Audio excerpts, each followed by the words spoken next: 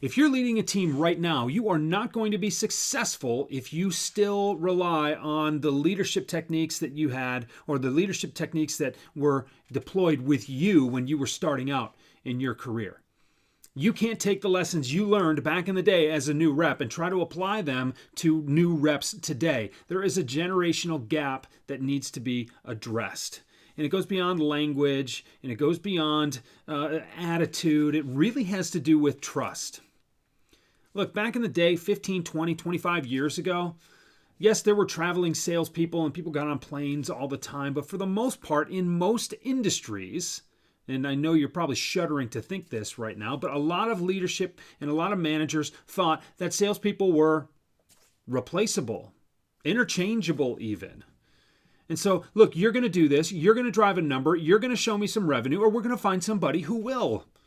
That's pretty common. Still happens in a lot of places today, believe it or not. But, this kind of leadership by iron fist is I don't know how effective it was last time, but or when in the past, but I know that people were a lot less inclined to move around than they are today.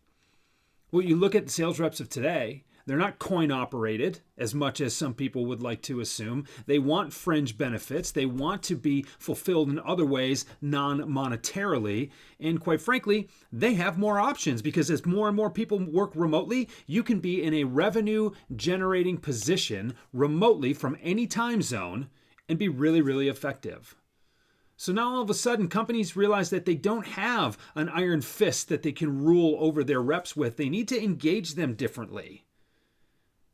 You've heard me say this before. You need to treat your reps as a leader. You need to treat your reps like your customers. You need to show them what's in it for them to succeed and to deliver the numbers that you're asking them to deliver. You need to get to know them a little bit. You need to do some discovery with them to understand what buttons you're going to be able to push to get them to move a little bit. You're not going to be able to take these reps and put them into an interchangeable process and treat them all like they're not individuals. You can't treat everybody the same way and expect the same results. So you need to think.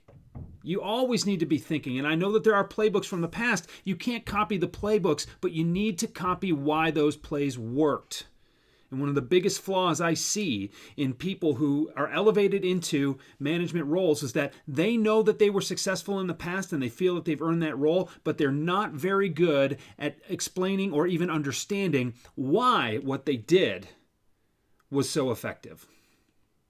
So if you're a leader today, you've got a tough job. And I believe that, frontline sales management is probably the toughest job in sales. But you've got a tough job because you have to engage with the team that you lead. You have to encourage the team that you lead, and you cannot scale that process. It has to be individual. You have to meet people where they are, and you have to know what makes them tick. You have to think about them like your customers.